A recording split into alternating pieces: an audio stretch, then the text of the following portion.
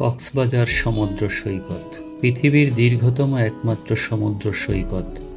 বাংলাদেশের দক্ষিণ পূর্ব অঞ্চলে কক্সবাজার জেলায় যার অবস্থান। ১২০ কিলোমিটার দৈর্ঘ্য বিশিষ্ট মায়াময় এই সমুদ্র সৈকত। বালুকাময় এই সৈকতটি রয়েছে ঝিনুকের সমারোহ, নেই কোনো কাদার আস্তরণ। সময়ের ঘণ্টার পরিবর্তনে সৈকতের রূপ মাধুর্য ধরা দেয়।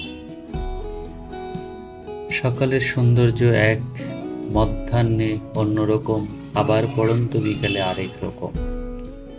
যে কোনো ঋতুতে এখানে ঘুরতে আসা যায়। রূপের মাধুর্য সবসময় অটুট থাকে। প্রতিদিনই দেশ বিদেশের বহু পর্যটক তাই এখানে এসে ভিড় জমায়। কক্সবাজারের নামকরণ নিয়ে কিছু কথা। ১৬১৬ সালের আগে মুঘল শাসনের পূর্বে কক্সবাজার সহ চট্টগ্রামের একটি বৃহৎ অঞ্চল আরাকানদের শাসনের অন্তর্ভুক্ত ছিল। কক্সবাজারের পূর্ব নাম ছিল পালঙ্কি। এর উৎপত্তি হয়েছে ক্যাপ্টেন হিরাম কক্সের নাম অনুসারে। হিরাম কক্স ছিলেন ব্রিটিশ সরকারের একজন ঊর্ধ্বতন কর্মকর্তা। হিরান কক্স নাম অনুসারে একটি বাজার প্রতিষ্ঠা করা হয়েছিল। এটি কালক্রমে কক্সবাজার নামে পরিচিতি লাভ করে।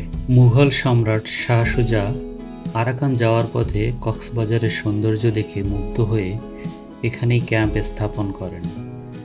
কক্সবাজার থানা প্রতিষ্ঠিত হয় ১৮৫৪ সালে এবং পৌরসভা প্রতিষ্ঠিত হয় ১৮৬৯ সালে।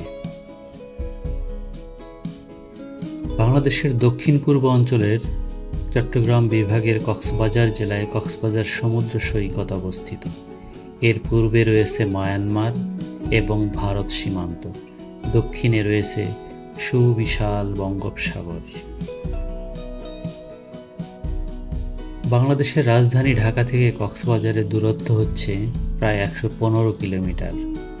সড়ক এবং আকাশ উভয় পথে কক্সবাজার যাওয়া যায়।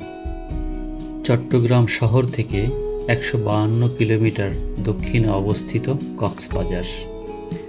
কক্সবাজার সমুদ্র সৈকতের দর্শনীয় স্থানসমূহের মধ্যে রয়েছে Labani point, Sugandha point, Kolatoli point, Dariyanagar সমুদ্র সৈকত।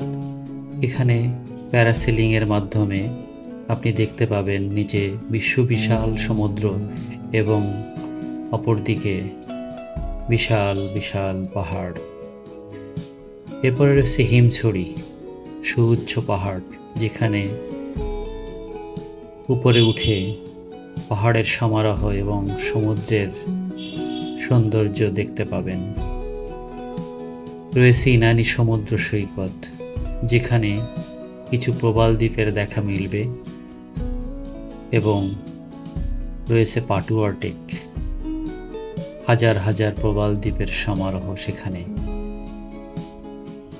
সেন্ট মার্টিনের ন্যায় হাজার হাজার প্রবাল পাথর ছড়িয়ে রয়েছে সেখানে। প্রিয় দর্শক, সমুদ্রের প্রকৃত সৌন্দর্য দেখতে হলে কক্সবাজারের কোনো বিকল্প নাই। ধন্যবাদ।